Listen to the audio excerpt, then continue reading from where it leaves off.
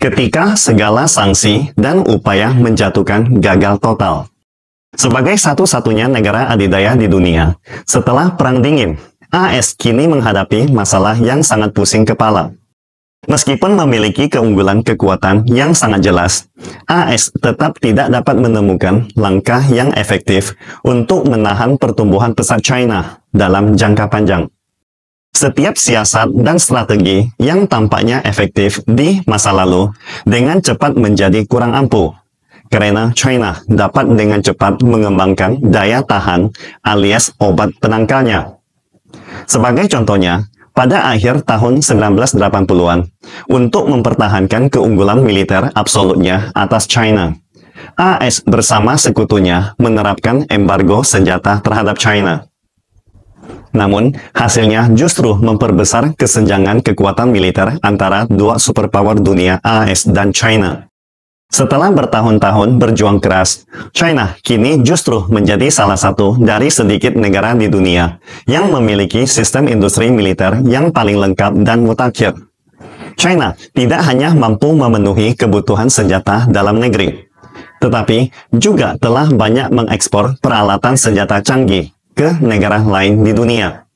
Dengan banyak diantaranya memiliki kinerja yang bahkan melampaui senjata serupa buatan Barat.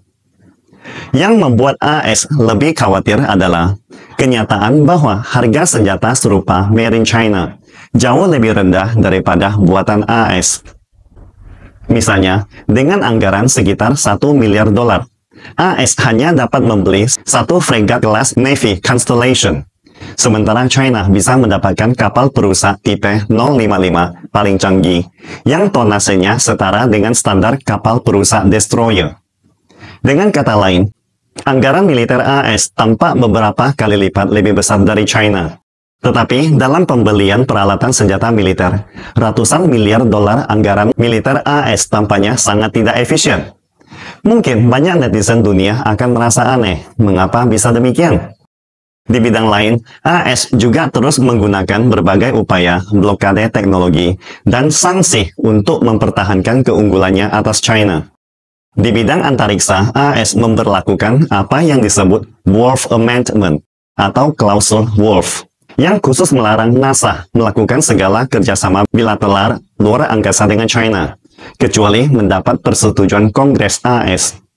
Namun, berkat keuletan dan kecerdasan ilmuwan China, mampu meluncurkan program antariksa berawal, mendirikan stasiun luar angkasa secara mandiri, dan bahkan telah menjadi satu-satunya negara di dunia yang berhasil mengumpulkan sampel tanah dari sisi jauh bulan tanpa bantuan dan kerjasama dari luar.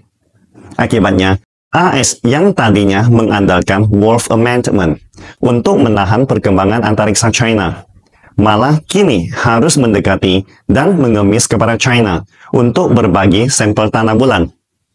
Ya, kenyataannya memang sangat ironis. Sedangkan di bidang chip semikonduktor, AS mencoba segala cara untuk menghalangi China mendapatkan chip paling canggih, berperforma tinggi, dan mesin litografi dengan membentuk aliansi semikonduktor, dan melarang investasi perusahaan semikonduktor AS dan sekutunya di China. Akan tetapi, sayangnya, upaya ini justru semakin memperkuat tekad China untuk mengembangkan industri semikonduktor paling mutakhir secara mandiri. Meskipun kinerja chip dan mesin litografi buatan China hari ini masih agak tertinggal, namun China kini semakin mandiri, tidak mudah ditekan. CEO ASML, raksasa mesin litografi asal Belanda, Peter Wennink, pun terpaksa mengakui bahwa sepenuhnya mengisolasi China hanyalah upaya sia-sia. Jika AS dan sekutunya tidak berbagi teknologi, China akan mencarinya sendiri dan memecahkan segala blokade Barat. Sampai akhirnya Barat bangkrut sendiri. Selain menggunakan blokade dan sanksi, setelah menyadari bahwa China telah memimpin dunia hampir di segala bidang, AS yang tidak berdaya mulai beralih ke langkah-langkah proteksionisme, seperti menaikkan tarif tinggi untuk produk-produk China, mulai dari EV mobil listrik, berbagai komponen surya, hingga drone, dengan harapan memblokade produk-produk tersebut. Larangan drone China membuat AS terjebak sendiri dalam situasi memalukan. Pada tanggal 7 Agustus lalu, Wall Street Journal melaporkan bahwa serangkaian upaya pemerintah AS melarang drone buatan China mendapat perlawanan keras dari tim penyelamat gunung, Departemen Kepolisian, dan petani di dalam negeri. Karena drone buatan AS tidak mampu menandingi produk China dalam hal harga dan teknologi. Tim penyelamat gunung di AS menggunakan drone DJI buatan China untuk melakukan misi penyelamatan. Tetapi, ketika mereka dipaksa menggunakan drone buatan perusahaan Silicon Valley, drone tersebut tidak dapat mencapai puncak gunung dan jatuh atau harus kembali karena kehilangan sinyal. Seorang polisi AS menggambarkan drone China sebagai SUV mewah. Sementara drone buatan AS hanya mobil kompak yang harganya lebih mahal, tetapi dengan kinerja rendah. Jadi, orang pintar pasti tahu mana yang harus dipilih. Yang lebih memalukan bagi AS adalah, setelah rancangan undang-undang larangan penjualan drone DJI di AS mendapat banyak perlawanan dalam negerinya, pemerintah AS kemudian mempertimbangkan untuk mencabut larangan tersebut mulai tanggal 1 September nanti. Namun, China sebaliknya justru mengumumkan larangan pengetatan kontrol ekspor drone ke AS. Jadi, meskipun AS tidak ingin melarang drone China, Beijing kini enggan mengekspor drone-nya ke Amerika. Drone berbeda dengan ponsel pintar, karena chip yang digunakan dalam drone adalah teknologi 28 nanometer yang stabil dan diproduksi di dalam negeri Panda. Kekuatan inti drone DJI terletak pada teknologi kontrol penerbangan, gimbal, transmisi gambar, kualitas gambar, dan latensi yang membuat produk buatan AS tidak dapat menandingi DJI, meskipun memiliki chip komponen yang lebih baik dan harganya pun jauh lebih mahal. Segala sanksi dan blokade tak lagi efektif, dan ancaman militer serta keunggulan keuangan AS juga mengalami kegagalan di hadapan China. Sejak krisis LCS tahun 2016 memberikan trauma besar bahwa kapal induk AS tidak lagi memiliki hak untuk unjuk kekuatan semaunya di dekat perairan China.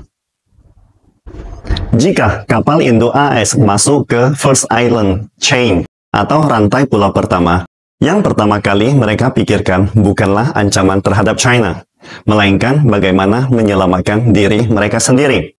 Wakil Ketua Komisi Strategi Pertahanan Amerika, Edelman, bahkan mengakui bahwa begitu masuk dalam radius 1000 mil dari garis pantai China, Paman Sam akan kehilangan keunggulan militer secara total dan berada di pihak yang kemungkinan besar kalah mutlak dalam konflik. Sedangkan keunggulan AS yang pernah tak terkalahkan dalam sistem dolar telah berhasil menghancurkan ekonomi Amerika Latin dan Asia Tenggara.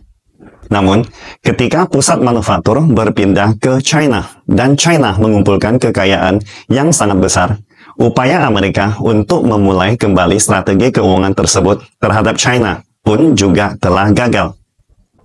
Sejak pecahnya konflik Rusia-Ukraina yang direncanakan AS selama bertahun-tahun, AS memulai kenaikan suku bunga dolar dan terus mempertahankannya hingga sekarang.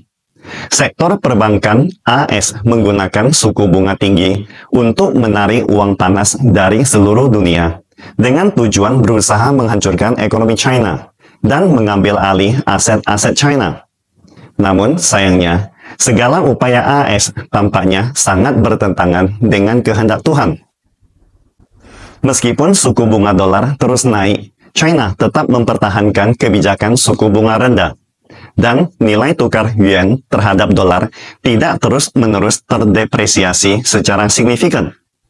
Sebaliknya, Jepang sebagai sekutu paling dekatnya yang lebih dulu anjlok, dipaksa menaikkan suku bunga, dan nilai tukar yen pun jatuh drastis. Sedangkan perang dagang dengan China yang sudah berlangsung selama bertahun-tahun telah berubah menjadi pertarungan yang panjang. AS hampir mengenakan tarif tambahan pada semua barang China yang bisa dikenakan tarif. Namun, China tetap tidak meletakkan senjata dan berdamai. Ironisnya, justru perdagangan luar negeri China semakin berkembang.